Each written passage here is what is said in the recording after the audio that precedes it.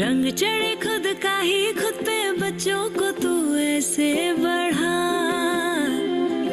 बचपन मना रे यारा बचपन मना। रोशन हो ये नन्हे दिए इन्हें तू रोज सजा, बचपन मना रे यारा बचपन मना। जादू है ये जीने दे जरा, बचपन मना रे यारा बचपन मना। गिरने दे बढ़ने दे उनको पास आए तो गले भी लगा, बचपन मना रे यारा बचपन मना। नई ये दुनिया नया आसमां, बच्चों को बचपन से ही सिखा, खेलते खेलते साथ निभा, ऐसे तो उनका जीवन सजा।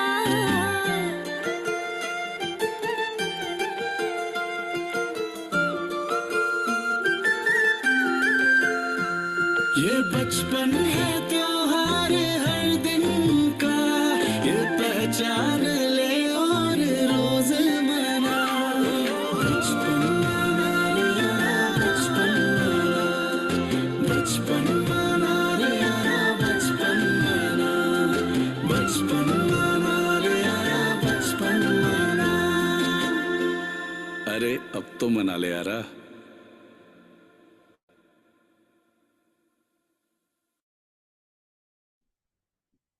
Hi, good evening, everyone. Welcome to another masterclass by Bachpan Manao. Bachpan Manao celebrates the first 8 years of life as a time of joyful learning, play, and growth, while also creating a space for important conversations that help us reimagine what childhood can and should be.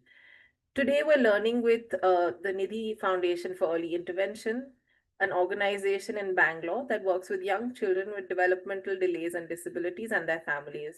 They run centers that don't just provide services, but also create awareness and build capacity so more children can get the support they need early on.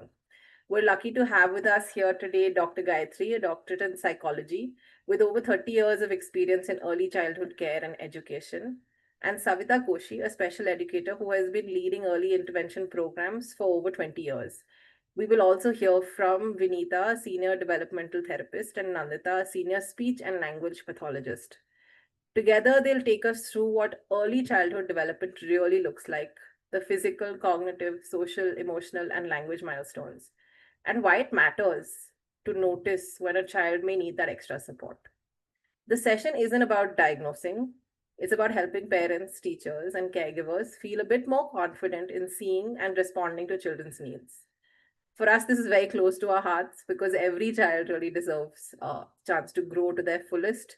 And sometimes that begins with just paying a little closer attention. With that, I'm going to hand over to Dr. Gayatri to take us through the session. Good evening, everybody. Thank you for taking time out on a Thursday evening and joining us, that too just before a long weekend comes up. So welcome to our talk today. A little bit about what we do, the kind of work we do. If you don't mind, I'd like to share my screen.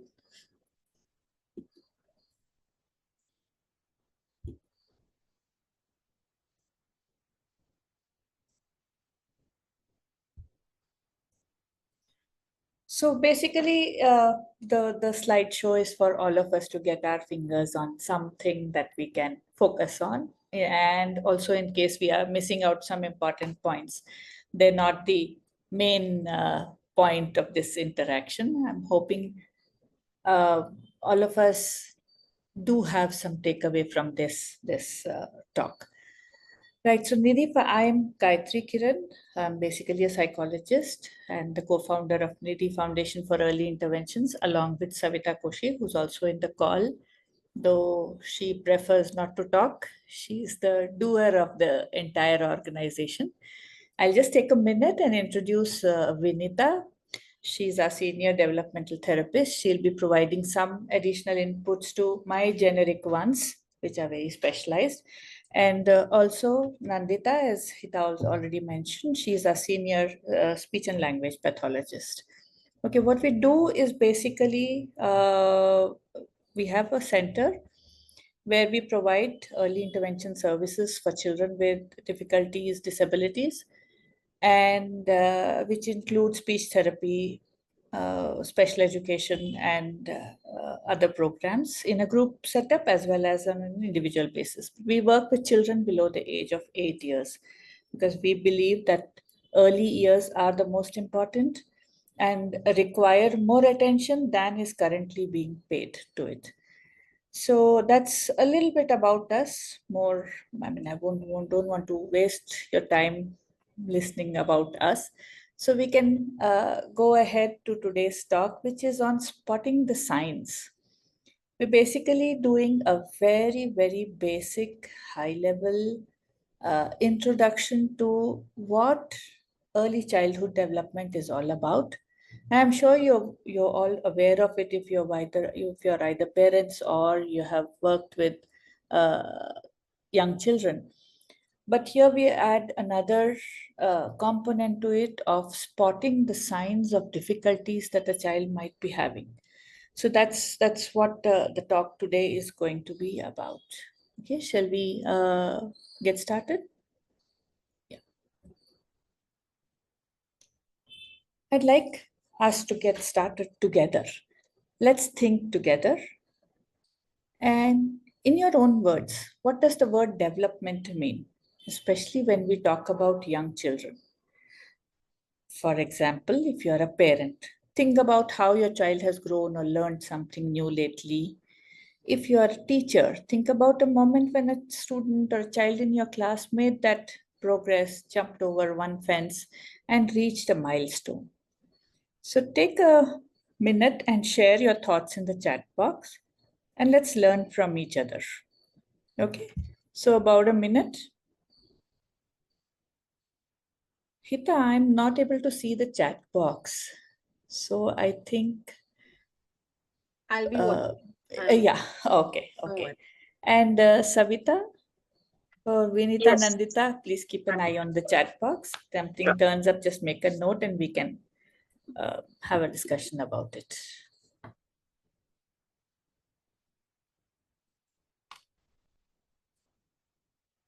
Right. And let me know when many people have answered so we can move ahead. I'm not able to see the chat box at all.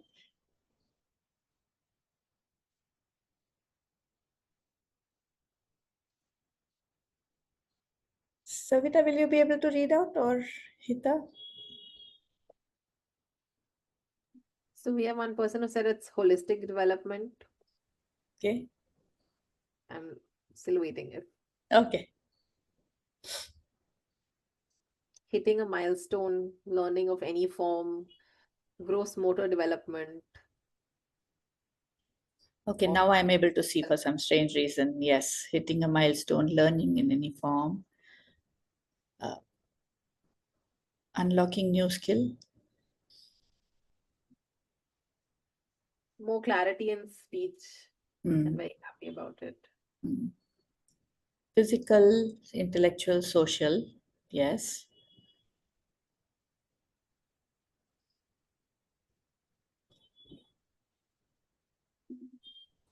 Being able to understand or learn next level.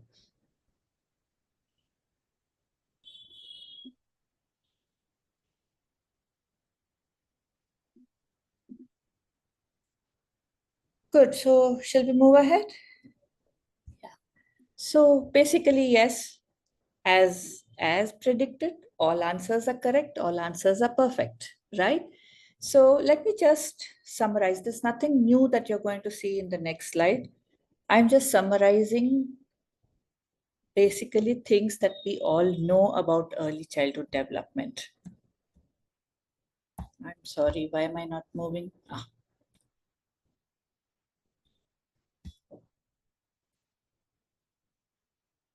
Okay, so what is basically development, especially when we talk about child development? that the early years are the most impactful years of the entire lifespan. Why is that? It's because the maximum amount of growth and development in terms of the brain is happening in the first 6 years of life, from not just birth, from let's say from the time of conception. 80-85% of the brain development is already completed by the time the child is 6 years of age.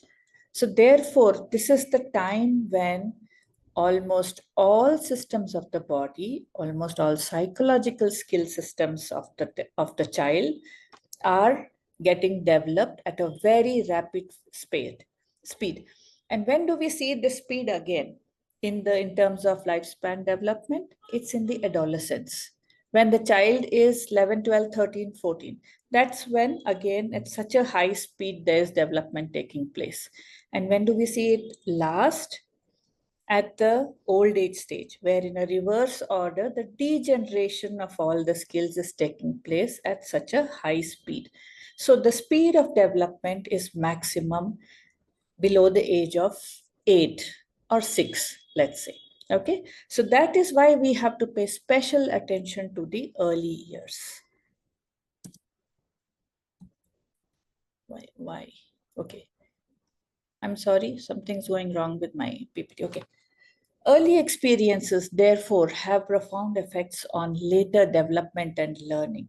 We have all heard this ad nauseum, and sometimes we have seen the proof of it. But we have seen the proof of it when we have seen neurotypically developing children, typically developing children. But it's equally true of children who are having difficulties and delays and disabilities. Early experiences will have a bigger impact than the later experiences. So there goes one of the ideas that, wait and watch, or let's see, let's wait for a while, let's do this when the child is a little older. Whatever it is that the child requires at that particular stage is better to do it early, right?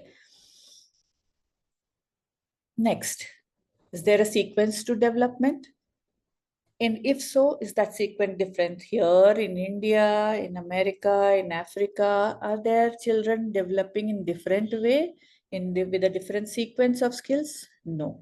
All development follows the same sequence, and the same sequence generally that they followed our grandparents, their grandparents' times. It's that sequence of events has not changed. What has changed? Therefore, are we still the same as our grandparents? No. What has changed?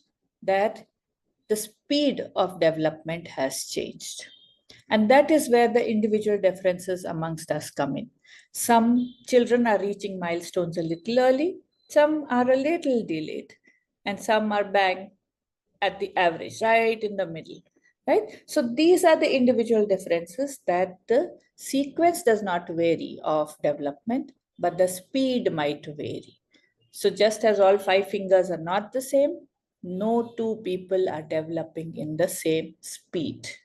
Important for us to remember when we are going to talk about spotting the differences, right? This is basically a math equation. Development is equal to growth into experience or opportunity. If you notice, there's a multiplication mark there. It's not addition. Multiplication means either one is 0 or negative. The outcome is going to be negative. So both are very, very important.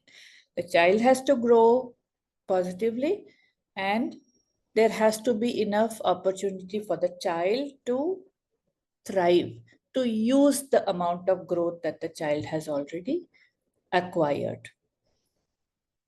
Development proceeds from simple to greater complexity. Very simple. What do I do first? I stand first, then I start walking. I don't start walking and then learn to stand still, right? So I learn the simple skills first and then move on to because the greater complex skills are always built on the simpler one. These are some of the basic rules of development which are going to be common. In fact, I'd like to say, if you are looking at a development of anything, for example, your organization, your school, your company, your family, your community, the same rules will apply to that also. Not going to be different. Right? So simple steps first and then complex things. All areas of development and learning are important. This is for me the biggest red flag in any setup, whether we are talking about school, home, society, wherever, that all areas of development and learning are very, very important. Why are they very important? Because they are like a bowl of noodles. They are influencing each other. They are stuck to each other. You find one end of the noodle, you don't know where the other is. So therefore, whenever we talk about development, all areas of development are very, very important. I'll just give you a small example. If you've had, before joining this session, suppose you've had a, well, God forbid, God keep everybody very well. Suppose you've just had a near miss on the road or at home. You've had a really bad scare. Would you be able to sit here and listen to me going, tenets of development, early years are the most impactful years of lifespan, early experiences are profound, blah, blah, blah, blah, blah, blah, blah, blah, blah. You're not going to be able to focus on anything. Why? Because you are scared. You are still scared and you are looking at survival. So therefore, I cannot hope to reach to you unless I keep in mind that all of your personality should be present here. If you are emotionally distressed, you are not going to get what I'm getting. If you are extremely excited, extremely happy, you're not going to get what I'm talking about. Right? So all areas of development, you have a stomach ache, you have a fever, all this is useless. Why are you even sitting here? Cut the call and go sleep. So it's basically when we do that for ourselves, we take that consideration. आज मन नहीं है यार मैं office नहीं आ रहा हूँ. But to the child, we are not doing that. We are not keeping in mind the emotional state of the child, or probably the social state of the child, or the physical state of the child. So that's why all areas of development and learning are equally important. There is no one area that can be neglected. Let's take a look at what are these areas.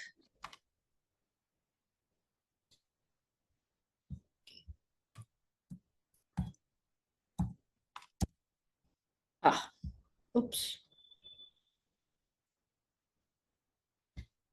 Okay. As you can see, basically the oft repeated 5 areas of development. I've just added a 6th, but technically 5 because social emotional are clubbed together. Let's go from the top, physical and motor development. What's physical development? The height, weight, the development of internal organs, the bones, the skeletal system, the muscle, all these developments, including our central nervous system. Motor development includes our gross motor functioning, all our gross motor skills, all our fine motor skills. Gross motor skills are big muscles. Whatever we use big muscles for are our gross motor skills. Whatever we use our fine muscles for are all our fine motor skills. So this is physical and motor development. Then we have language development. I'd like to add the word communication here. Language and communication development, which is basically passing on and receiving message at a very basic level. What is language and communication? It's passing messages. So there's an outgoing, there's an incoming. So the incoming is always free. So my receptive language is always much higher than my expressive language. So there is a receptive language and there's an expressive language, right? Is language and communication only speech? There are so many other things that are there in terms of communication. There is the verbal communication, there is the non-verbal communication, there's the tonality of my voice. So all these together are language and communication. Cognitive development, as somebody said, what is development? Thinking, understanding, planning, problem solving. If I have a problem, I should know who to reach out to. right? So those are parts of thinking, understanding, planning, problem solving, knowledge acquisition. All these are cognitive development skills. Social development is basically social interaction, the mores, the rules of social interactions, the rules of give and take, and also the complete act of learning from another person in the environment. Those are all part of the social development. Contributing back to the social network, all form the part of social development. Emotional development, understanding my own emotions, understanding the emotions of others, and how to regulate them and how to express them. This comes under emotional development. Then the development of creative expression, aesthetic expression, the creativity and the divergent way of looking at any situation or any uh, activity or anything in our environment. Very, very important for the growth development of our entire, not just individual, but as a society. When we say, India doesn't have any, startup ideas, no innovation, all these are under your development of creative expression and aesthetic expressions, right? So, what are then the factors that are going to affect this whole development? If we have to look at it in a very simple way, you can call it nature versus nurture, heredity versus environment, biology versus behavior. Versus is probably a wrong word, but I have used it deliberately, right? So I have one quick activity for you, one quick think for you. It's basically, in your own experience, what do you think has played a bigger role in your development? Heredity, that means basically what you're made up, your biology, your traits from birth, your inheritances, or environment, your surrounding, your experiences, and your relationships. On a scale of 1 to 10, heredity is 1, environment is 10. What do you think has shaped you as a person? Use the scale and type your number in the chat. Feel free to explain why you choose that number. As mentioned before, no right, wrong answers.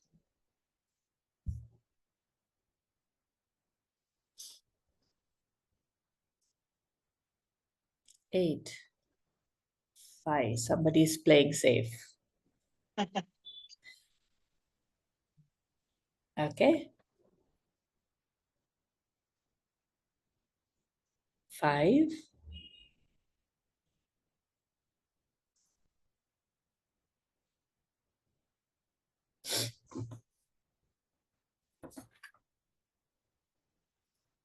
7. Let's, I think, 425. Let's quickly go through these things. And I want Vinita and Nandita to have a more of a conversation with you people. So we'll move it a little ahead. Good. So other than quite a few fence sitters, but some people around the fences. But yes, there are more people saying 8, the environment. Okay. So let me quickly put it as what is it, chicken or egg? It's called the rubber band hypothesis. That the rubber band is what's given to us by nature or heredity or whatever. The width of the rubber band, the shape, the color of the rubber band is, us assume, is what is given by the nature, by heredity. How we stretch it, how much we stretch it, and what we use it for is given to us by the environment. So that's called the rubber band hypothesis. It's a hypothesis, it's a casual term that we all use. It's not a theory, it's a hypothesis. So when we say what is most important, there really is no single simple answer to that. Without one, the other is useless. And having a lot of one and none of the other is going to be entirely non-functional. So let's look at what's important in the environment.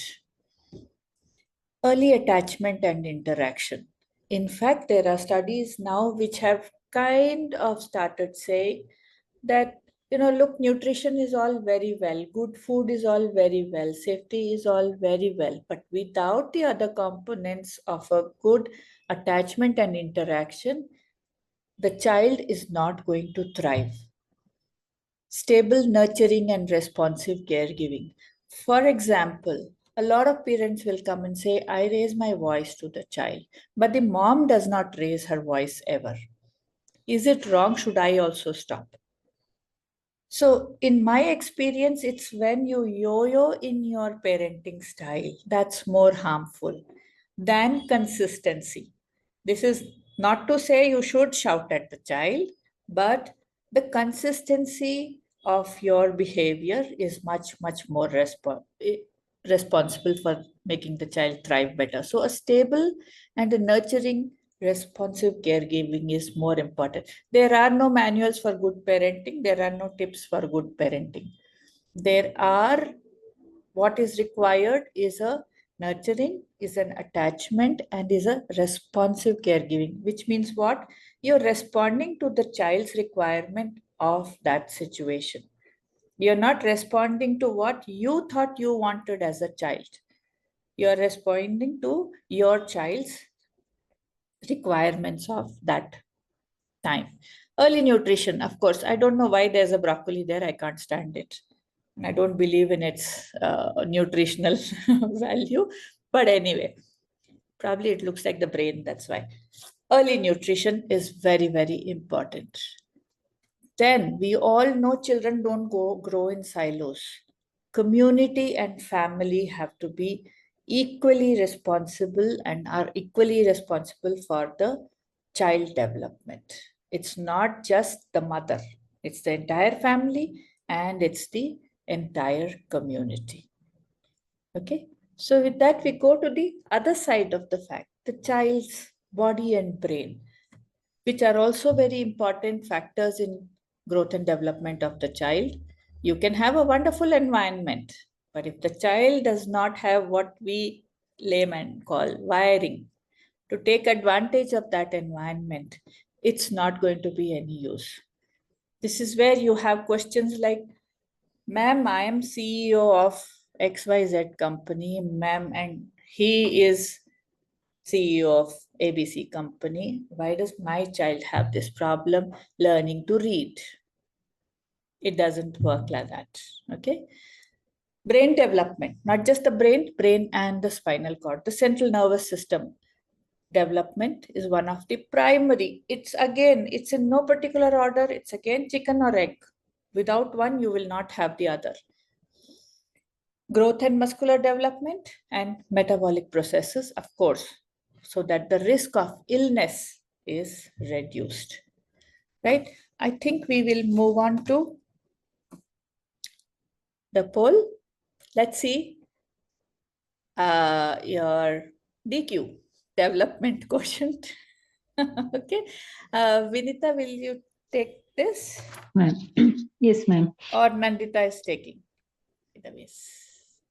I think I'll take the first two questions. Yeah. Right. So the question, I'll run the questions. I'll mute myself for now. Sure.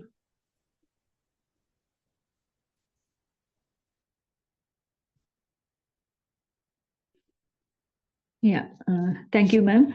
Yeah. So we take a quick poll. So the first question goes, you all can see that. Which milestone usually appears first in a baby's development?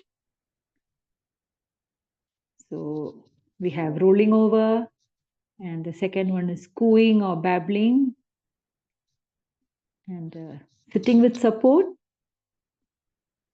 or is it saying a few words? So they type out the answer in the chat box.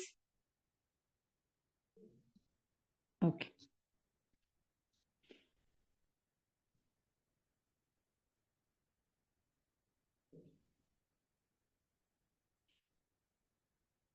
Yeah, we are getting answers, cooing or babbling. Yes. Nice. Can we go over to the second question, ma'am? Yeah. So the second question is, by 6 months, a healthy baby should be able to roll over and respond to people, walk and talk, read simple words, tie their shoes.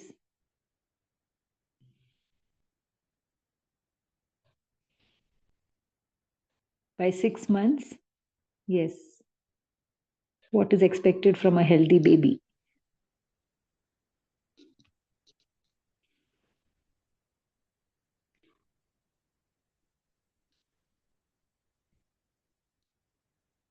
Yeah.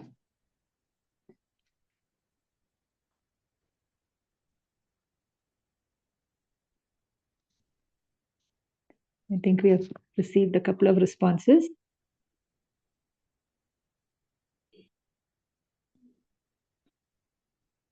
So yeah, this is how the milestones go. So according to the age and the the development proceeds. And so this was the first set. Now over to Nandita for the next set of questions. So this is question 3. At 18 months, a toddler should typically say 10 to 12 words and follow simple instructions, write their name, ride a bicycle, or play a video game.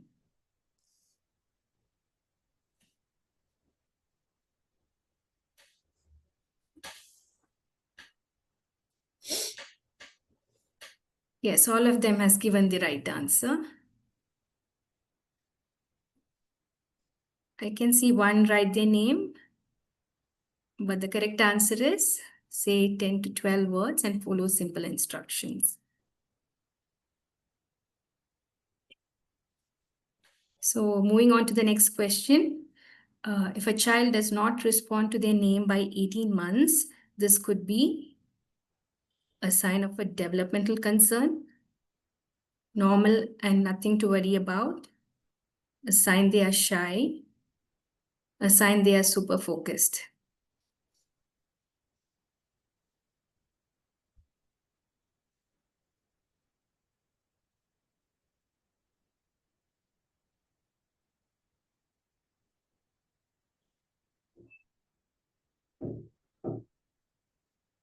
Yes, most of them have given the correct answer, a sign of a developmental concern.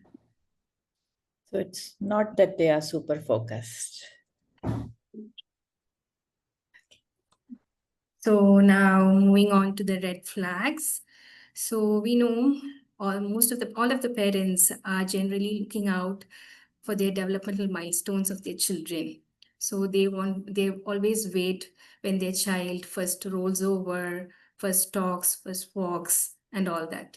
So developmental milestones are skill sets that a child will develop by a certain age.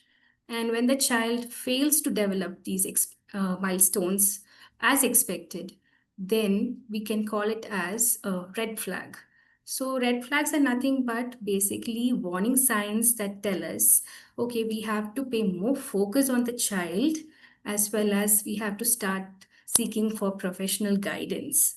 So why these red flags matter is because as early as we can identify these concerns, we can start early intervention. So through early intervention, on the long run, we can reduce the child's challenges in communication, in motor skills, and learning.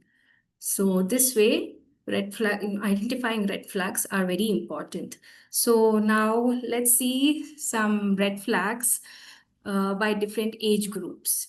So by about 6 months, as expected from a 6-month-old child, these are the skills that has to be developed. So it is rolling over, cooing, quieten when soothed, and responding to people.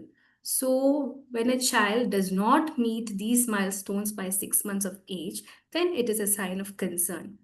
For example, if a child does not respond to his mother's talking or does not get excited when he hears familiar sounds.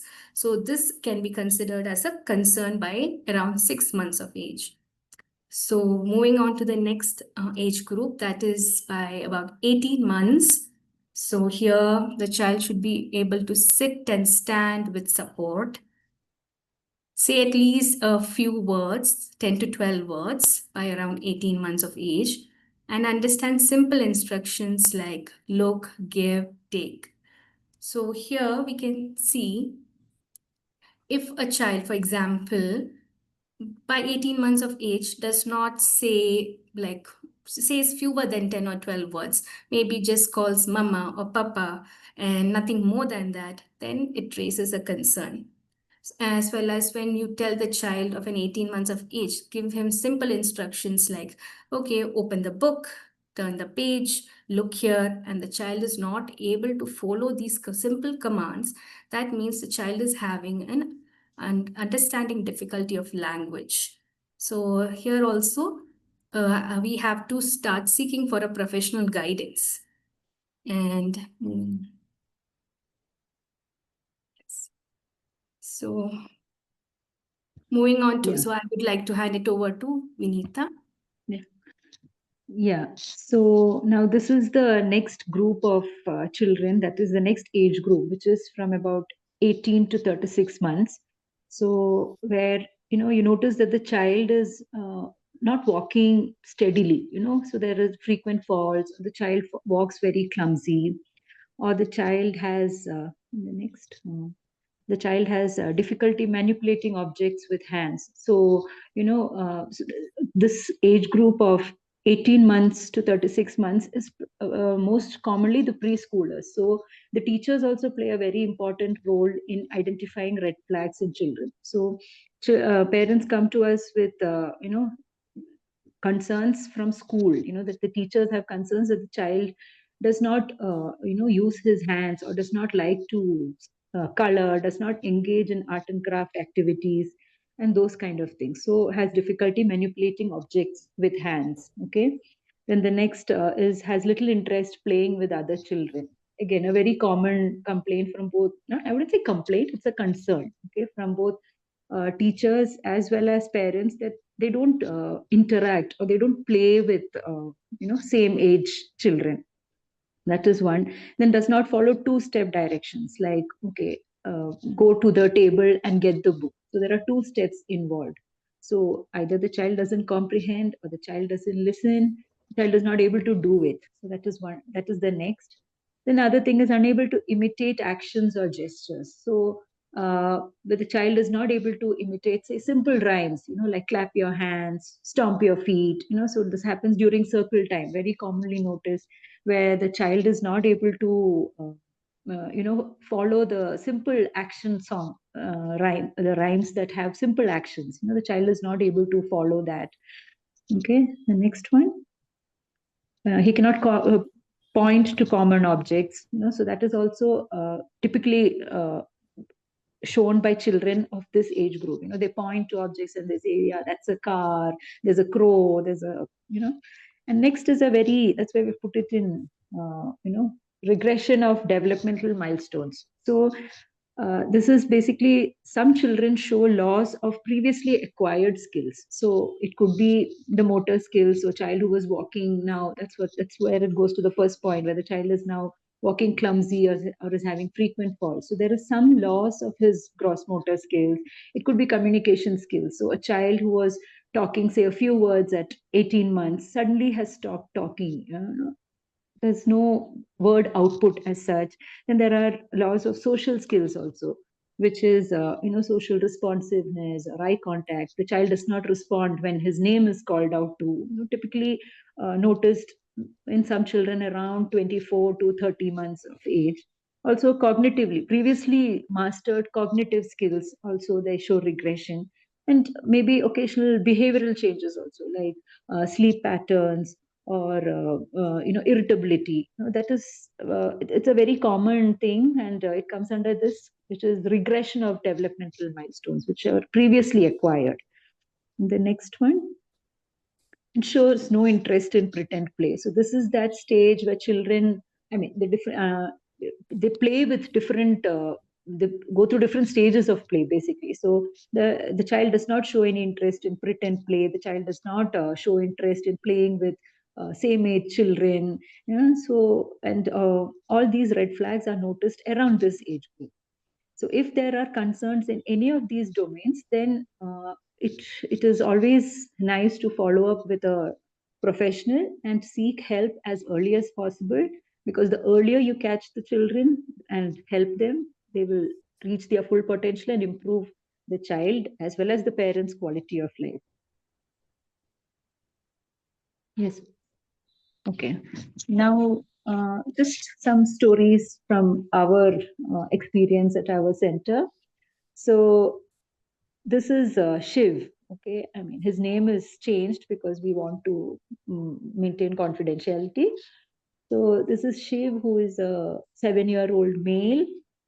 So he was referred to our center at about 3 years with a diagnosis of cerebral palsy. I'm sure most of you all know what cerebral palsy is. So it is a, a condition that affects a developing brain. Okay, which causes difficulties in the neuromuscular system. So just to give a brief about what cerebral palsy means. So the challenges that were faced, that the child came in with, was spasticity, which is an increase in muscle tone. So obviously, because of the increase in muscle tone, there were difficulties with walking, and also because of increased muscle tone around his in his oromotor structures, there was a lot of drooling, and of course, he had communication difficulties also.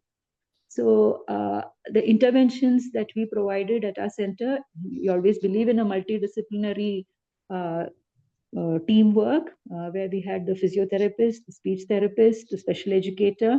Also, we enrolled the child for play therapy as well as group therapy. So intensive therapy with some amount of home program for the parents to follow up at home, because any multidisciplinary team is incomplete without parents. So we had the parental involvement also, and his current status is that he can crawl for short distances, and he uses a rollator to walk short distances. He needs assistance with his activities of daily living, which is dressing and toileting. He attempts to eat on his own. Of course, there are certain adaptations that we have given, that he uses a heavier glass to drink water, because otherwise he has tremors, because of which he may spill the water. And we use a more broader handled spoon so that he can eat without spilling much. And also he can use basic gestures, single words and two-word utterances to communicate. And of course, we have made use of the Avaz app, which is for improving and facilitating his communications. So that is one of the child's story that we wanted to share here. Over to you, Nandita.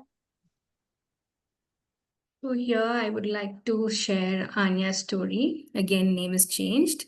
So Anya is a 9 years old girl, and she was referred to us at around 3 years of age due to developmental delays in speech as well as motor milestones. So some of the challenges that we faced was excessive crying and rigid behaviors. So these challenges mainly occurred because of the inability to communicate her needs. That is why even behavioral, observation, like behavioral challenges were also observed in the child. So here, for her, we had a multidisciplinary team approach in her intervention. We had speech therapists, occupational therapists, special educators, and play therapy, group therapy, as well as parental intervention. So with this child, now currently she goes to, is enrolled in an inclusive school setup. And one of the key factors in her life was her parents' role here. So they were active participants during her intervention. They used to get regular feedbacks from the professionals and implement all those strategies at home as well. And they kind of gave her plenty of opportunities to use all these learned concepts in different social settings. So through these, she got enough exposure to eventually go to an enrolled inclusive setup. So I would say with this case, we can highlight the facts like through early intervention, through consistent therapies and parental involvement in the child's life, we can make a big difference for them. Yes.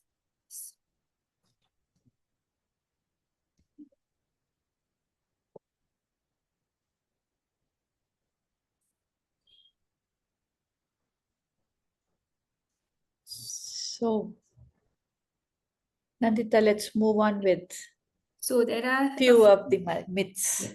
Yeah. So there are a few myths that people generally believe in. So we would like to burst them, some of them. So the myth one is therapies can cure the developmental disorders.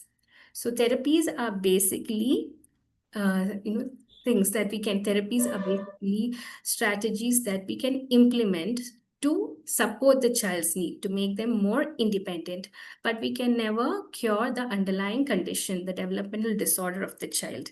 So many parents believe that once they start therapy, the child will cure out of the developmental disorder. Then the myth two is let's wait and watch till the child reaches a certain age to start intervention. So many a times there were like parents coming to us saying, okay, once the child was enrolled to school and through the teachers, when the teachers raised the concern, they looked into the fact that, okay, the child hasn't attained a lot of developmental milestones. So as I discussed earlier, that this is why awareness of red flags are required. And if you take action as early as possible, we can give, the prognosis will be better for the child. So myth three is my child is intelligent. He can use screen very well. So many a times parents believe when the child uses a mobile phone, the child is intelligent. So using a mobile phone is easy as it is just repetitive tapping and swapping movements. So it is never a measure of your of the child's intelligence, but the real intelligence is measured through how the child can play, interact with the environment, and use the motor skills in like using the motor skills while playing in a park and so on. Yeah. So myth 4, assistive devices are for physical disabilities alone and not for communication and other disabilities. So whenever we talk about assistive devices, the general public, they think about it as locomotor disabilities. So the assistive devices that are most familiar are the wheelchair, the rollator, the cane, basically for locomotor disabilities. Of course, we have visual disabilities where the braille and things are used. You have hearing aids, and also you have assistive devices which are used to improve and facilitate communication, like AVAs. So parents are hesitant. They don't understand when we say that you can use an assistive device and assistive technology for communication. So that is a myth, and they are a little hesitant to use, other kind of assistive devices. So that is one myth that we would like to bust. And the other one is walking, talking, reading, and writing are the only skills needed for children. So once the child is born, okay, the first things that are looked into are when will my child walk, and then when will my child talk, and then immediately after that comes schooling. So in schooling, it's only reading and writing. But where are the other aspects of the child's development? Most importantly, play. So when we talk about learning, it's only academics, it's reading, writing. But where is play? Where is learning that happens through different forms of play? And where is the learning that happens through imitation? So these walking, talking, reading, and writing are not the only skills needed for children. We need other skills also, like independence in their activities of daily living, and social communication, interaction. So those are also skills that are needed for children. Thank you, Nandita and Vinita, for taking us through this little journey. I'm just saying it's a very small introduction, but thank you very much. So what do we do now? We know what is development. We all know some of the red flags. So what do we do? Hit the panic button? Not required. Observe. Observe your child. As Nandita mentioned, keep an eye on the milestones and observe your child. Communicate to people. We are not the only ones who have had children. There are a lot of people who have had children. There are teachers who have been handling children for generations. So communicate, okay? Refer to a good developmental pediatrician if you have a doubt. See, it's a very simple matter. It's about setting your doubts at rest itself. There may be, I mean, may it be so that there is nothing wrong with your child, but it's always better to err on the side of the doubt. So if you're getting doubts, please listen to your instincts. The primary caregiver always will know there's something the matter with my child. Listen to your instincts and refer a good developmental pediatrician. Educate yourself. Look at the child's milestone. What is a good nurturing environment for the child? What can I do? Follow your child. Okay, what does my child, how is my child communicating to me about what his or her requirements are? So that's also a parent or a teacher's education, that I need to understand that particular child I am, who is my child or who is in my class, either ways.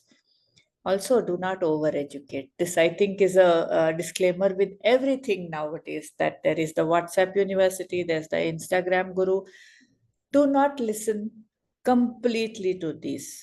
Check the credentials, the background of whoever is giving you this gyan. Please remember, these are unedited. Nobody is doing any editing on any of these information. So while you should educate yourself, very important not to over-educate yourself or wrongly educate yourself, miseducate yourself, right? Okay, with that, I think I will come to my closing thought before we open up for question if we have time. I'm sorry if we've taken a little extra time. But always remember, with or without difficulty, it's always child first. The semantics may change. I may call it disability today, Divyangjan tomorrow, handicap earlier, or something else tomorrow, some other neurodivergent, neurotypical. These are all semantics. It should always be the child first. We believe at Nidhi, every child is gifted. They unwrap their packages at different times. So too it is in life. It just does not apply only to children with disability. Every child, why? In fact, even every individual. So it's always child first. That means you follow the child's requirements, needs, communications, and development. Work together. There is nothing that can happen in a silo. The parent, teacher, professional, entire community has to work together. Share and support each other. Remember again, already I think either Nandita or Binita have said, red flags are not a diagnosis. This is again miseducation from the wrong sources. Red flags are not diagnosis. These are just your wake-up call, whether you're a teacher or whether you are a parent of a young child. Okay, so with that, I'd like to close our part of it. Thank you so much. And if there are any more queries, please don't hesitate to reach out to us. If anyone has any questions that they'd like to unmute and ask, I think we still have time for maybe 2 or 3 questions. Y'all can either unmute and ask, or you can put it in the chat, whatever you're comfortable with. Yeah, can I stop sharing so I can see the audience? Yes, yes, please. Yeah.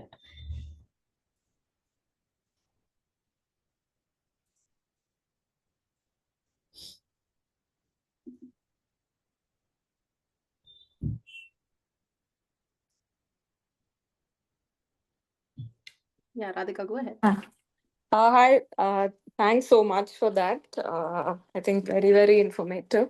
One question is very intrigued by the play therapy that you spoke about. If you could just talk a little bit more on play therapy versus play as therapy, or versus play itself, just to unpack that idea would be very useful. Thank you so much. No problem. So basically, when we are, that's probably another masterclass, Sita. But when we are talking about play, it's very difficult to limit it to any one thing. In early childhood, I would say not just early childhood, in entire childhood, play is the medium of learning, of exploring, of growing, of practicing.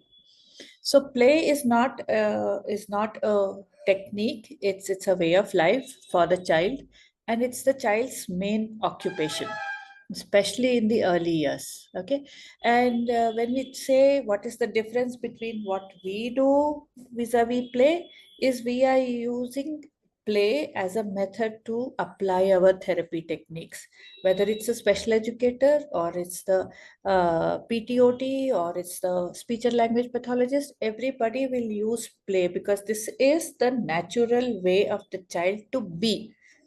So naturally, all your therapy will have best optimal impact if you are going through the natural method of the child. I hope some bit of your question I could answer. Otherwise, it's a very vast field to have a quick answer. So there's no difference between play, as in playing for fun. So we use playing for fun as therapy, and that is how the child also learns. So forget the therapy part of it. The learning also happens through playing for fun only. Nandita and Vinita, if you'd like to add something to this question, please do. So, as ma'am mentioned, there are different kinds of play. Just to make it simple, play therapy is something which is very much child oriented rather than going with the structured approach. So, as mentioned earlier by Vinita about the pretend play, there are so many different kinds of play like parallel play, symbolic play. So, here one of the red flag which was mentioned, that is pretend play is something that a child develops by 36 months, just to give an example. So, when a child at around that age does not play with a doll, like pretend plays or like always about imagination of the child, use of language, use of new vocabulary by the child. For example, taking a banana and pretending it as a phone and talking in it. See, all these are aspects of different plays. So we have to. So this is what, in a simple way, that I can explain about play.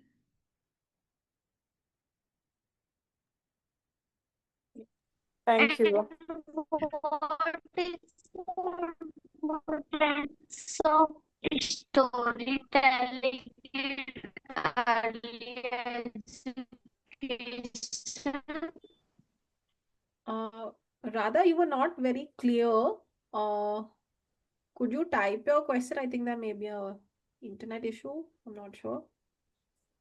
I think you were asking the importance of storytelling, but I'm not 100% clear.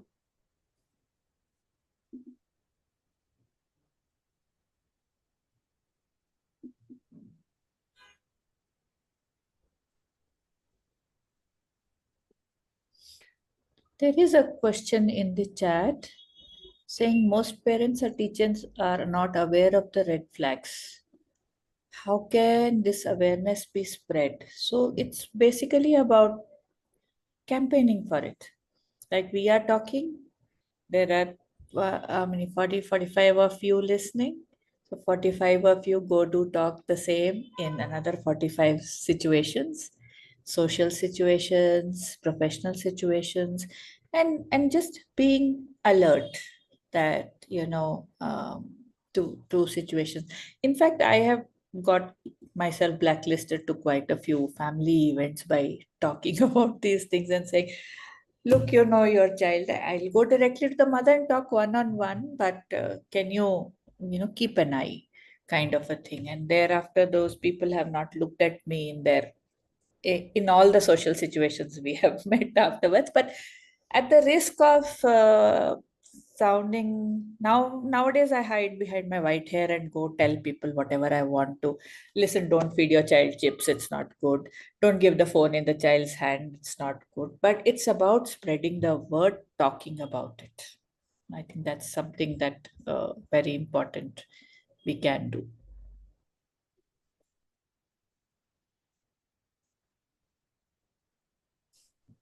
Radha's question also came in. What is the importance of importance of storytelling in early education from your point of view? Okay, so as is play important, storytelling is one of the oldest and the most established methods of transferring information from one person to the other. It dates back to the times before we knew to write anything, right? So, how are we passing information and how are we passing on experiences and how are we building bridges between individuals? Even today, I wish everybody's videos were open, but in a lot of training sessions, I say, can I tell you a story? People who are slouching like this will say, yes, please. So storytelling is a direct face to face interaction which helps build communication, interaction, bonding, emotional bonding, very importantly. So in the early years, storytelling is a simply powerful tool that you can utilize for any manner of. You can teach your ABCDs through storytelling, you can teach your handwriting through storytelling, you can teach the so-called morals, good values, all that through storytelling. They are the direct, non-threatening way of engaging with the child. And demands can be as per the child. You can make it demanding for the child depending on whether the child is ready or not, or you can make it a simply non-demanding exercise of, I'm telling you a story, listen, entertainment, fun. So it is one of the very flexible tools and actually part of play. I hope I answered your question. I think we can take one last question from Krishna. Is this a red flag? If the child is not interested in listening to stories or we are reading out stories to him and her, the child is 6+. Nita, would you like to answer this? Yes, for a 6-year-old child, it is definitely a red flag. So basically, I would say the child is not interested in listening to stories. Even the learning aspects in a classroom will also be affected. The child will not be able to listen to teacher, pay attention. So as ma'am mentioned, storytelling is a very flexible tool. As a speech therapist, I use it for developing the child's attention skills, joint attention, as well as vocabulary and sequencing skills. So, if a child is facing difficulty in listening to a story, that means it is a red flag and we need to take action on it. I hope I have answered it. Thank you. Thank you so much. Thank you everyone for joining in, for asking your questions. Thank you, Dr. Gayatri, Nandita, Vinita, for taking time to have this session with us. I think I took away quite a few very interesting points. I think particularly the analogy that Dr. Gayatri you made about all areas of development and learning being like a bowl of noodles and them being all so intermixed and attached. It's very visual and really powerful to think of it that way. Yeah, thank you so much for this session. And for everyone else, if you'd like to connect with Dr. Gayatri, anyone, please write to us. If there's any material, reading material or otherwise you'd like to know, please do put it in the chat, or you can also make a request separately on our email ID.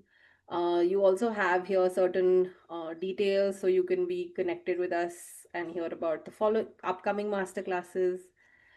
Thank you everyone for joining. Thank you so much.